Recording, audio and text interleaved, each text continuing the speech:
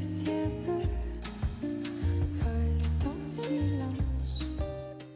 Okay, fall is here, and with it comes new fall outfits. And you might be styling some of your old favorites in new ways, mixing old with new, just trying to figure out how to put together stylish and flattering outfits for fall 2025. So today I'm going to break down 7 fall outfit mistakes that we might be making that are going to age us, that are going to make us look dated, or potentially make us look less than our best. My goal here is to help you build a wardrobe that you love, because I want you to look beautiful. I want you to feel confident every single day. So I'm gonna pop up my Modern Classics wardrobe guide here. These are the pieces that are easy to style, but they also are the foundational pieces of a modern wardrobe. They're the pieces that are gonna give your wardrobe the versatility and the foundation that's going to help you create easy, effortless fall outfits. Now, I also have my ongoing fall Masterclass series, so you'll definitely wanna check the pinned comment and the description box for that link as well. Okay, so let's get into it.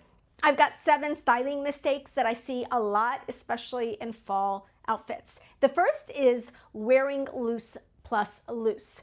But there are lots of variations on this because I do talk about this a lot. But what I'm seeing for fall a lot of times is boxy plus boxy. So it's like a sweater. Most sweaters, not all of them, they're fitted sweaters, but most sweaters are a little bit on the boxy side. And then we're wearing a boxy sweater with a pair of straight leg jeans. And we're wearing the sweater out, or we're wearing the sweater untucked, and then the jeans and the sweater are both the same level of volume. And it's really like having that boxy plus boxy or that loose plus loose look is really, really hard to pull off. Now, if you are very tall and very slim, this is going to be a little bit easier for you than it is for the rest of us mere mortals. But for most women, this is a hard look to pull off. So that boxy and loose plus loose look. So sweaters can be a challenge because sweaters in general are going to add a little volume, they're going to add a little bulk, and they're generally on the looser side. So how do we style sweaters with pants so that they look more modern? The key is that you need something on your outfit to be a little bit more fitted. So I'm going to pop up some loose plus loose options here so you can see why I think this is so hard and so challenging to look good in. Okay, so let's talk about how you can kind of balance sweaters and pants so that they look flattered together and flattering together. So the first thing is to consider choosing a cropped sweater. If you're wearing a shorter sweater, the sweater can be a little boxier and you're still going to have a little bit of shape because you're seeing a little bit of your own shape. So a shorter sweater can really help with the loose over loose proportions and make the whole outfit a little bit easier. The second way to do this is to make sure that the pants that you're wearing are fitted where it counts. And where it counts is the hips and the waist. So for example, bootcut pants are going to be a lot easier.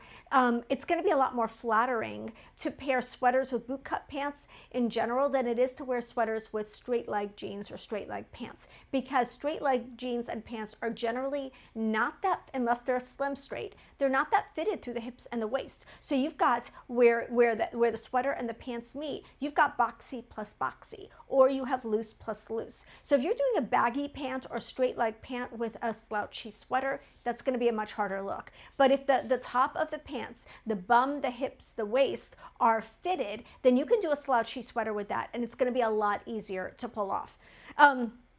Okay, so it's really about balance, and it's about balancing both lengths and also widths. So one fitted and one loose item in an outfit is generally a good rule of thumb. So if you're doing a slouchy sweater, consider maybe doing them with doing it with a pair of cigarette pants, or again, like I said, a pair of boot cut or bootleg pants where the top part of the pants are fitted. A partial tuck or front tuck is another way to kind of create that balanced proportion and to avoid the loose over loose outfit dilemma. So it's doing a little bit of a tuck with a sweater so that you're not wearing two baggy on baggy things at the same time. Can be easy. This is something we've been doing forever. It's not really going anywhere. We're still seeing front tucks. We're still seeing side tucks. Whatever kind of tuck works for you to both minimize your tummy and also show that you've got shape, show a little bit of a waistline, or if we're losing our waistlines, which often happens as we get older, these can actually create a waistline. So I love them. Another way to balance these proportions is to add definition with a belt. So a belt can really so you're either tucking in the sweater all the way around and belting. You can belt over a sweater depending on the kind of sweater that you have. And you can also just like do a tiny little front tuck and then just add a belt to further basically showcase your waist and show that you've got shape there. And again, it's all about not looking like you're swallowed up by your clothes. Another thing is if considering the long over short and the short over long. So if you've got like a longer sweater, consider pairing it with something shorter. If you've got a shorter sweater, that will work really well with like long pants. And you're going to have more freedom in how you can style a shorter sweater than you will a longer sweater. Longer sweater is really kind of a little bit of a harder proportion to pull off. Okay, so I'm popping up pictures here so that you guys can see, kind of what it looks like to style sweaters and pants in different ways. But we're really looking at loose over loose with everything. Are you wearing like a long top with flowy pants and they're both loose? Like that is just such a hard proportion to pull off. If you're wearing like a flowy silky blouse with wide leg trousers, like consider either tucking that blouse in, belting, doing it with a pair of more fitted pants. Like it's all about really kind of finding that balance. That's going to create a modern but also really flattering look. Okay, the next mistake that you might be making is cutting yourself off in the wrong place. So I always say one of my mantras is don't point where you don't want someone to look. So if there's a part of your body that you are not trying to highlight, that maybe you either want to downplay or you just kind of would rather just sweep under the rug a little bit, then you might want to consider where your hemlines and where the details on your clothes fall, because you might be inadvertently drawing the eye there. So for example, if you really, really don't love your upper arms, the hem of your top ending at the widest part of your arm is going to really highlight that part of the arm. So you're going to want the hem of your sleeve. Sorry, you want the hem of your sleeve to either be above or ideally below that part of your arm that you don't love as much. This is true of so many different things. Like if you are trying to minimize your tummy, putting patch pockets on the front of your jeans is going to not be a great strategy, because it's going to draw everyone's eyes to the middle part of your body. So the thing that I'm focusing on most here though is hemlines. So where do your shirts, your pants, your skirts, and your sleeves end? And how can you choose more strategically so that you have a more flattering look? So wherever the hemline or top of a jacket lands, whenever it lands at the widest part of your body, like if you've got a top that ends at the widest part of your hips and you feel like your hips are already curvy enough, then you may want to change up that hemline so that it creates a more flattering look. So you don't want to draw a line at the widest part of your hips, the widest part of your thighs, or the widest part of your calves. Paying attention to the hemline and the lengths of your clothes is so, so, so important. So strategy number one is to make sure your hems fall at your slimmer points. For most women, the base of the knee is going to be a really, really flattering spot for a skirt to land or end. Like the hem of your skirt lands at the base of your knee, that's flattering on most women most of the time. So that's a good rule of thumb to kind of keep in mind. Another kind of more or less universally flattering length is like an elbow length sleeve. So it hits below any troublesome upper arm area, but it's not going to shorten your body overall. And what's great about the elbow length sleeve is, unlike a short sleeve, it doesn't intersect with your bust and create the illusion that your bust is a lot bigger than it is. So if that's a concern of yours, pay attention to the hem of the sleeve. Pay attention to where all of your clothes end.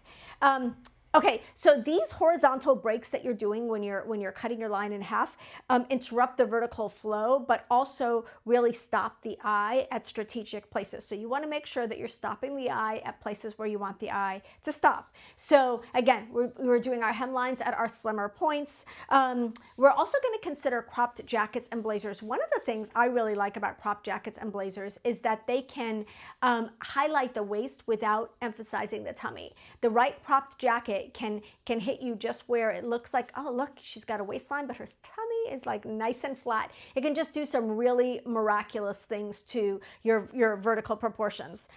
Again, we're going to go with the French tuck and the partial tuck as things that can really move your hemline or move the focal point to a different area. So we really are here talking about focal points and where we are pointing the eye. Are we pointing it at a part where we are comfortable drawing the eye, or are we pointing it to an area where we would rather downplay? So a front tuck or a partial tuck can really kind of help you raise, your waist, or just create like a nice focal point. Another thing is, having your pants at the right length so that it's slimming your legs and lengthening your legs. Pants that really puddle and pants with big cuffs are going to shorten your legs. And I have relatively long legs for my height, and when I wear a cuffed pant, my legs look short and like stocky, and my legs are not short. And again, it's relative to my height, but my legs are not short. So just recognize that having a lot of volume that like stops like that at the hem is going to shorten your legs. So really, it really does pay to have your clothes at the right length and to have your pants hemmed to the right length. And then finally, using intentional breaks in your vertical outfits. I really like a place for the eye to land along various points of your outfit. So I really like if you're going to do a long layer, like a long coat or a long jacket, having definition underneath that long jacket. I talk about this all the time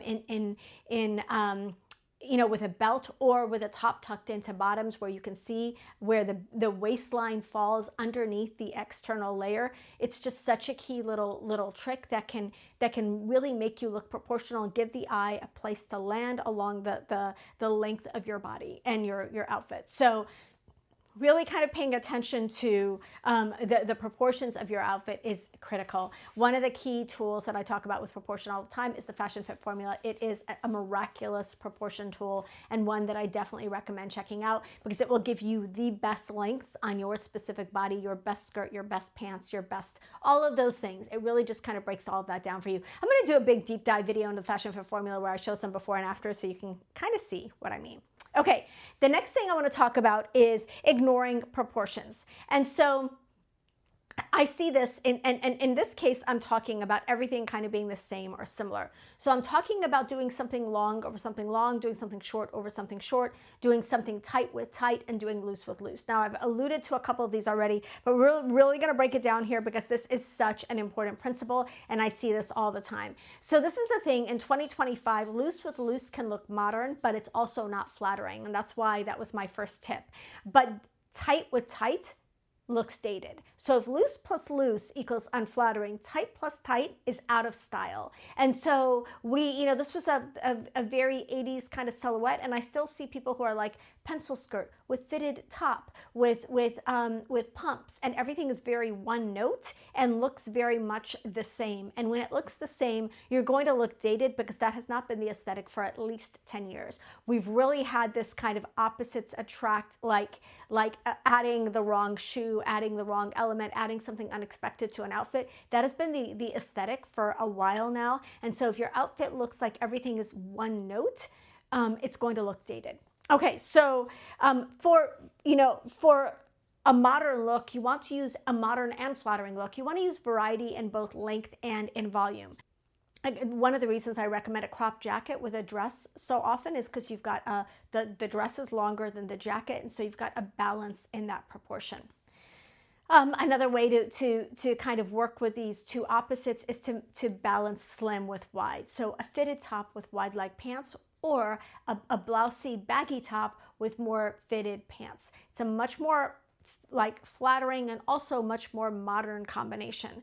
So wide leg pants really need something either fitted or structured, and we're seeing a lot of wide leg pants and a lot of baggy pants in trends right now. But like a crop jacket is great with wide leg pants. A long jacket is going to be harder. A fitted top is great with wide leg pants. A long slouchy sweater is going to be harder. And then you're looking for something like, again, a flow, like if you're doing a pencil skirt or a pair of cigarette pants, you want a top or a sweater that's got a little bit of volume, that's that's got a little bit of bulk. It's going to give it a more modern look and also flattering. Another thing is using layering with intention. So when you're layering a jacket over a top, there needs to be a clear difference between the length of the jacket and the length of the top. If they are close to the same length, that's going to be busy, cluttered, and also unflattering and out of style. So yeah, that's a lot of adjectives, but it's just not going to work. So you want a jacket that is longer. In 2025, you want a jacket that is longer than the top all the time. And so with the new longer tops that are coming out, like the vest tops that are coming out, it works much better to wear like a longer, if you're doing a hip length shaped top like we're seeing in trends right now. It looks much better to wear those with like a full length coat or with no layer than it does to wear them with a layer that is about the same length as that top. Just does not look great. It looks off. It looks a little strange. So a short top with a long jacket or a long top with an even, even longer jacket.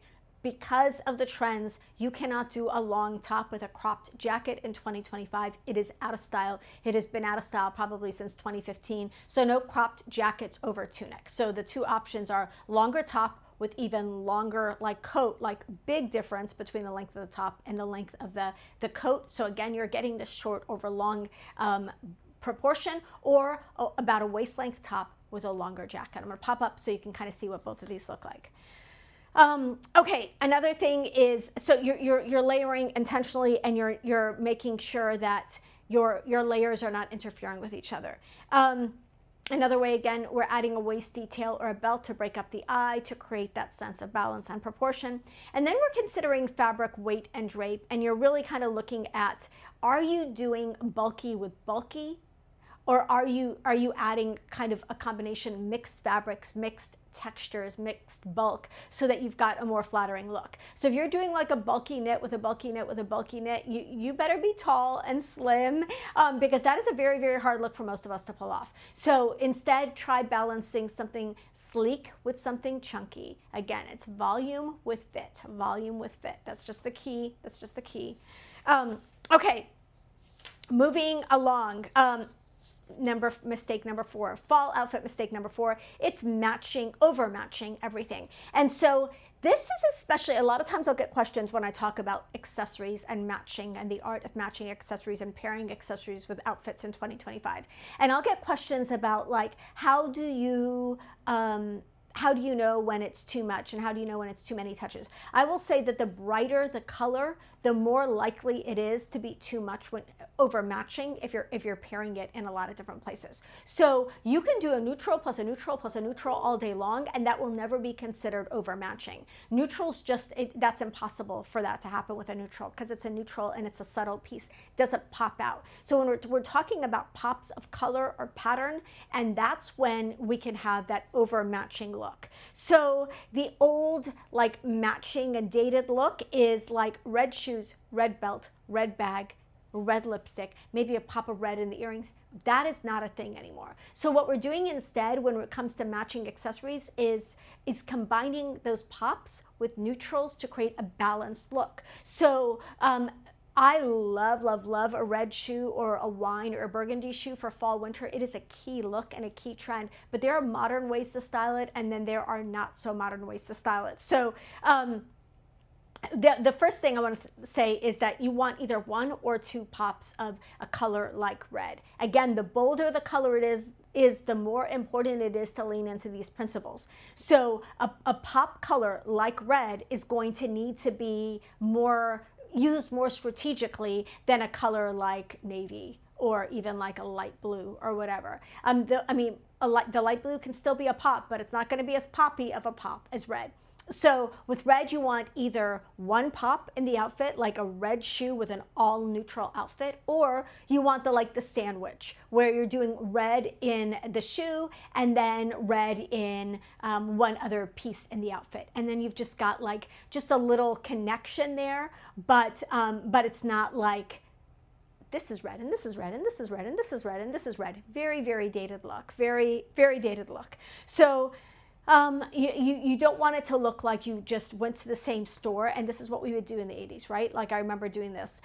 We went to the same store and you bought the shoes, the bag, the belt, and everything that kind of matched. So that overly matching look is definitely not happening. Now let's talk about some modern ways to style red shoes and red accessories, or any pop of color shoe and any pop of color accessory in 2025. So the first way is to do head to toe in that color. So head to toe red, including red shoes, red bag, red belt. If you're doing the entire outfit in red, then go for it, go for it. Or wine, or chartreuse, or, you know, cobalt, whatever that color is that you're choosing. If your entire outfit is in that color, you can match your shoes to that color and just let everything just kind of come together that way. So that can absolutely work. The other way, as I was saying, is to do red in one of the accessories and then leave the other accessories neutral. So this is an easy way to like just throw on your red shoe with whatever it is you're wearing, and that's going to look a lot more modern than trying to intentionally match your red shoe to your outfit. Styling is also going to make a difference in whether your red shoes look modern with your outfit or whether they look dated with your outfit. So we're seeing like red socks and red tights paired with red shoes. That's a really, really cool look. So if you're styling it in a way where using some of the styling strategies that I'm talking about in my videos lately, you're going to get a much more modern look. But if you're doing a fitted red dress with a red pump, maybe the pump is patent leather, maybe it's peep toe patent leather pump, and then you've got like a red bag and a little pop of red in your earring or whatever, that's a very, very dated look. So use like matching strategically, and you know, the thing that we really want to avoid the most is that idea of we bought this as a set and we're wearing all the pieces together. This is what I'm also going to go back to about the matched jewelry sets. Unless you're the Queen of England and you're wearing the crown jewels, there's no reason to match your necklace, your earrings, your bracelet, your ring. Like that is just not a thing. Break them up, make them your own, pair them with simpler pieces, and you're going to get a much more modern look. Even in this return that we're having to statement jewelry, we're not doing statement sets. You can even mix and match statement jewelry together, but you're not doing a statement earring with a matching statement necklace. Like that's not a look that we're seeing. So statement shoe should not match statement bag. Statement earring should not match statement necklace. Your belt shouldn't match every other thing on your outfit. Like just mix it up a little and make the look your own. Okay, the next outfit mistake that I see all the time is pairing the wrong shoes with your outfit. Now, I'm not talking about the wrong shoe theory, which is something that's been circulating for the last couple of years, which basically says pick an opposite element to what is in your outfit and use that for the shoe. So for example, a flowy feminine dress with like a chunky clog. That's an example of the wrong shoe theory at work. And what the wrong shoe theory does is it adds an element of surprise and an unexpected touch that feels really, really modern. That opposite element is something that we have seen more or less in style for the last 10 years, and really doing something that is a little unexpected, bringing your own personal style, creating combinations that are not predictable. That's been part of the trend and the fashion zeitgeist for the last several years, right? So that's not what I'm talking about here. But what I'm talking about here is making unflattering shoe choices for your outfit. Often, this looks like the opposite of the wrong shoe theory, and that you're picking shoes that very much match your outfit, but in a way that is either not flattering or in a way that is not modern. So let me break it down for you. The first way, I've talked about this in the past, it's man shoes with man pants. Now, so probably a pretty expected or a pretty classic combination to wear with a tailored trouser is something like a loafer. But when you do a loafer with a tailored trouser, without mixing it up a little, if both of the pieces are very classic and both of the pieces are very masculine and not like a super cool modern trouser with a fun loafer, something like that, but both of them are very, very classic. They're both pretty boxy. They're both pretty masculine. The outfit looks very one note, which does not look modern, but it also doesn't look that flattering. So doing like a A masculine boxy or chunky shoe with a masculine boxy or chunky hem can look very heavy. So again, so you've got two things at play here. It's not a modern look, but it's also not a flattering look. So that's the man pant with the man shoe. We're seeing a lot of man shoes like derby shoes and loafers, classic school shoes in style this season. And they can work really well with like a really cool funkier pair of pants. But if you wear them with like a pair of classic khaki chinos, it's going to look very one note, not that flattering, not that modern. Another way that this can play out is when you, a way that you can contrast this and do the wrong shoe theory. This is something that J. Crew has done for years, is doing like a masculine feminine. That is something that's a hallmark of French style. I think they even call it feminine masculine. You know, like it's that if you're doing something menswear inspired, do something ultra feminine with it. So like a plaid trouser, like that's menswear inspired, with like a really feminine pretty pump or shoe. So that look, again, something that this isn't new. This is something that's been happening in style for the last few years. And even though we're seeing the trouser with the loafer this year, that's a harder look to pull off. The trouser with a more delicate shoe or an unexpected shoe is still very, very cool, and is an easy way to get a look that's both modern and flattering. So it's really kind of like leaning into the wrong shoe theory, but leaning into it for flattery as well as for a more modern look. Okay, so when we're looking at like how we're going to put together outfits, it's the wrong shoe can often be the right choice for your outfit in 2025. But there's nothing wrong with a classic pairing, provided both of the pieces are modern classics. So a classic dress with a classic pump is fabulous. It's great. A classic dress with a more interesting like boot or booty or cool funky shoe is just a modern take on the outfit. Neither is wrong, but just knowing that you can use those accessories strategically to give you a different look can just give you more options with your fall outfits.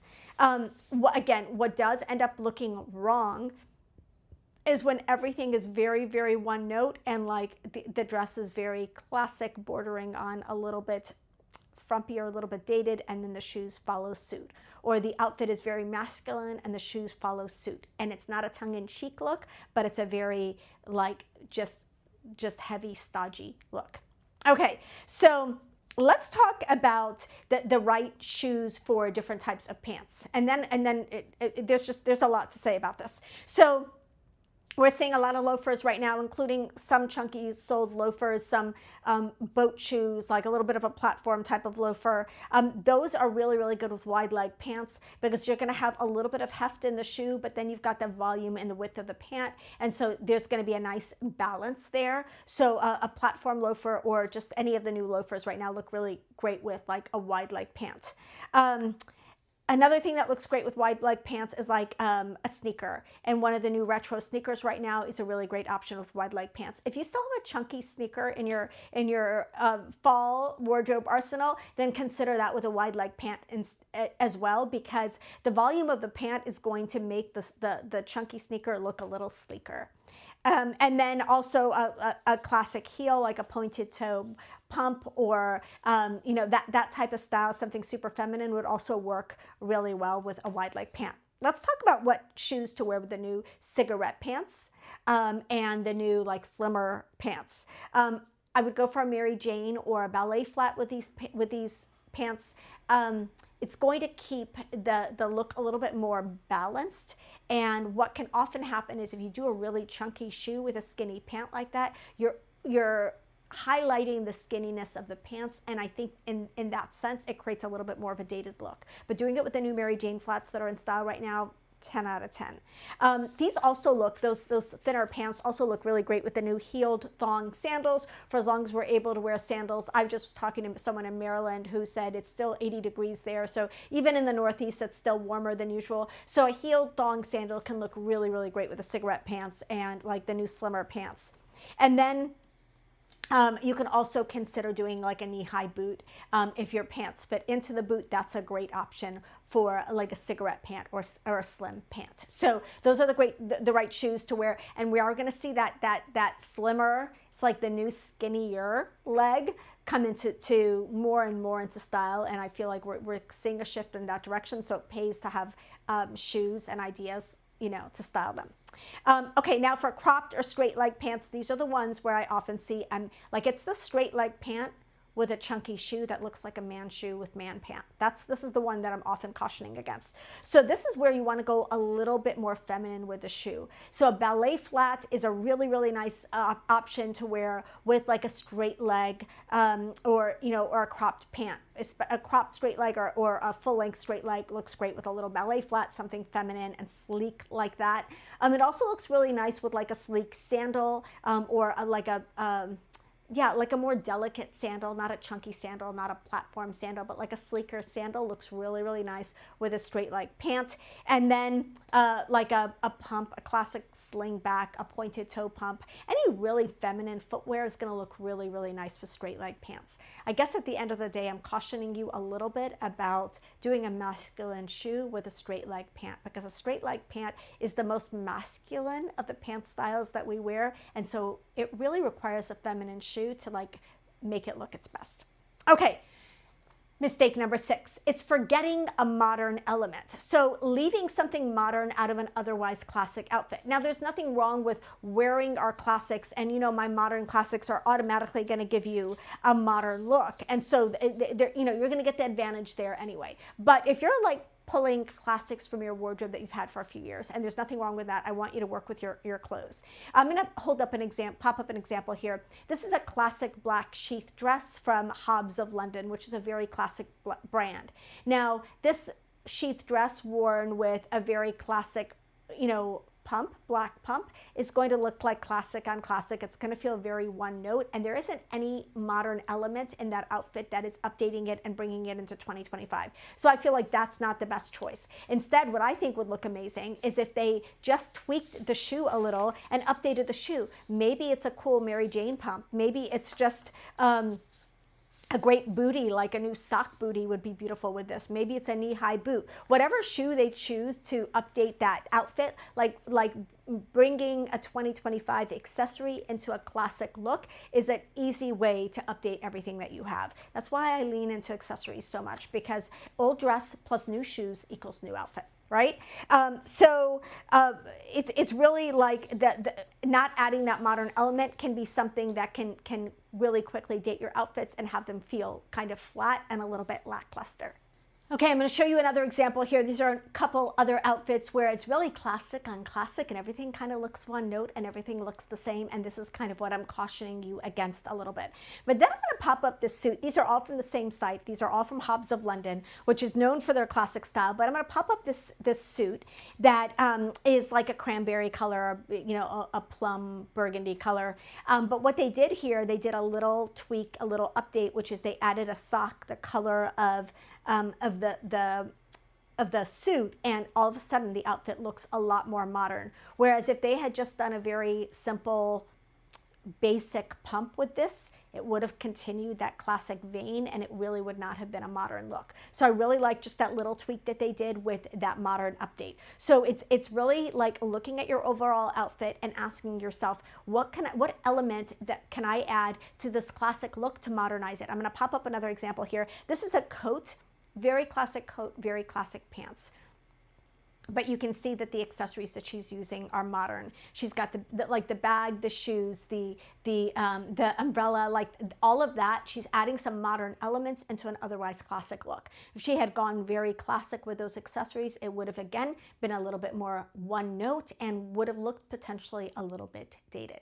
Okay, the final outfit mistake that we see is wearing the wrong boots for your outfit. So what does this mean? In 2025, we have a lot more options for boots. So I'm going to kind of break down, first of all, just a quick recap. If you haven't seen my boots video, I would highly recommend checking that out. But we're seeing sock boots, sleek, often with a flat or low heel, sometimes with a little bit of a heel, kitten heel. These are us making a strong comeback. Slouchy boots, I talked about those. I talked about riding boots and equestrian style boots, Western inspired boots, and then all the textures, the animal prints and like croc textures, python, zebra, pony, like all of the textures and patterns that are animal inspired. So those are the trends that are happening in boots. But whenever there's a new boot silhouette or new boot style, we've got to see how we can wear the new shoes with the old clothes, and the old shoes with the new clothes, like the combinations. We're mixing up the combinations for a new season. And so kind of those pairings become something we need to like figure out.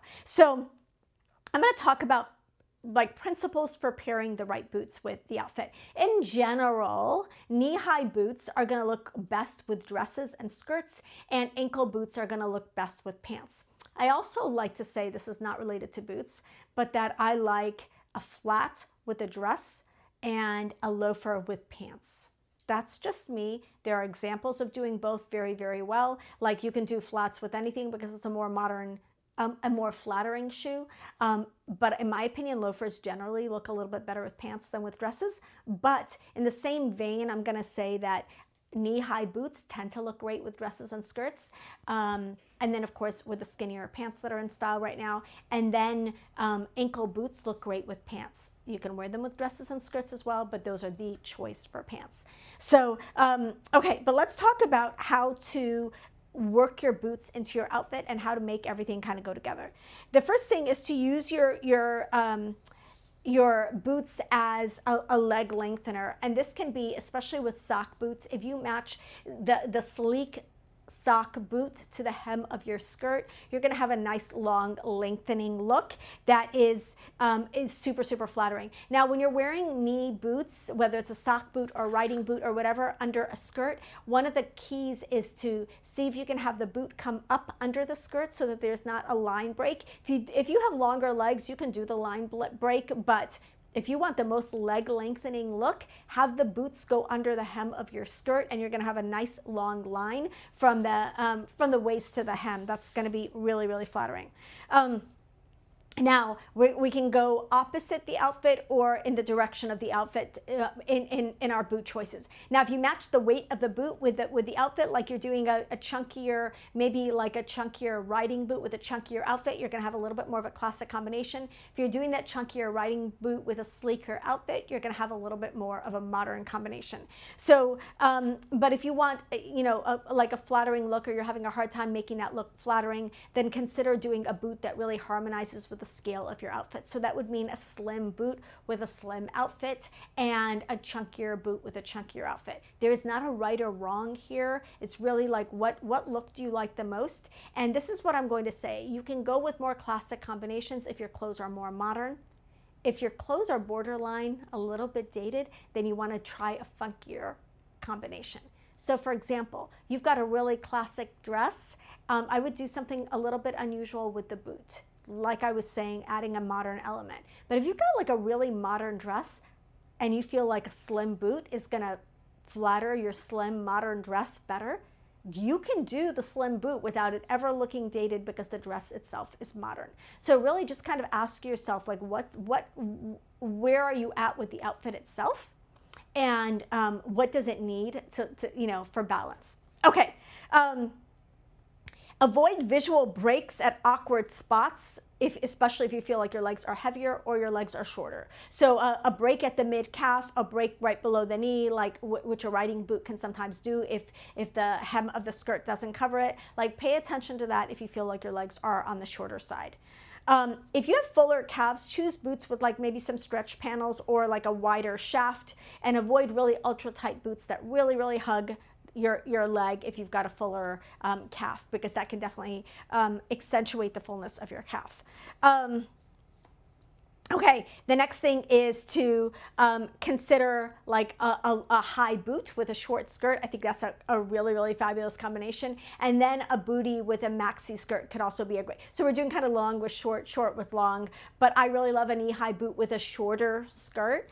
And then I really like a bootie with like a maxi skirt. Those can be really, really great combinations. Again, those are just things to play with. It's not really a right or wrong thing, but let me kind of share what some of the key boots are of the season and what they pair well with. So sock boots are really work well with straight jeans, with cropped pants, with midi skirts. They are really one of the more versatile styles. Of course, you're not going to wear them with a skinnier pant because they're not going to fit over the skinnier pant. You want them to fit underneath like a straight leg pant, or again, they go well with cropped pants. They go great with midi skirts. Now, if you're looking at a pair of riding boots, we know that they go well with the slim trousers. They go well with midi dresses and midi skirts. Slouchy boots, I love, love, love slouchy boots. They look really, really great with like flowy dresses, boho dresses, relaxed skirts with layered looks. They can also pair really, really well with a slim pant if you wear the if it's a slouchy boot that fits over the slim pant. That could be a really, really cool look. I really like them with dresses. And then the Western boots, the cowboy boots, again, love those with dresses, especially boho dresses, flowy dresses. But they also look really great with straight jeans if they can fit over your jeans, with denim skirts, just, you know, and any denim kind of like Western is just a natural pairing for denim. And then, you know, the Croc animal texture boots. I am obsessed with these. I'm obsessed with these. They look great with neutrals, with solid colors. They really can add a cool accent to whatever you're wearing. With minimal prints, they can work really, really well if you like to mix and match prints a little bit, but they're just like a python boot or a leopard boot, any animal print boot. If you're wearing a head to toe neutral outfit that's a little ho-hum, add that and you're instantly going to transform your outfits. Now, lastly, wide leg jeans. Go for boots with a bit of a heel or a sharp toe so that the fabric doesn't completely drown the boot and hide the boot. If you're wearing a midi skirt, choose a boot, again, that comes up just below the hem of the skirt so that you've got a long unbroken line. That is definitely going to be a more flattering look. And then finally, just consider the overall look when you're adding a pair of boots to your outfit. Boots are so much fun, and truly the shoe style that most of us wear most often during fall and winter. So it pays to just play with the combinations in your own wardrobe so that you get a look that you love. So that's it. I know I covered a lot. I was initially going to do 16 and I stopped at 7 because I realized it was going to be long. But these are 7 fall outfit mistakes that I see that can be dating us or aging us or just making our outfits not look as modern. So which of these do you struggle with? I'm going to do some posts about these so we can kind of see what this looks like in real life. And honestly, like, look around and see which combinations you like. Like when you see other people in their boot outfits or their fall outfits, like, kind of pay attention to the combinations that you like so you can recreate those with things in your own closet. If you enjoyed this video, please don't forget to give it a like and subscribe so we can hang out some more. Love you guys. I'll see you in the next one.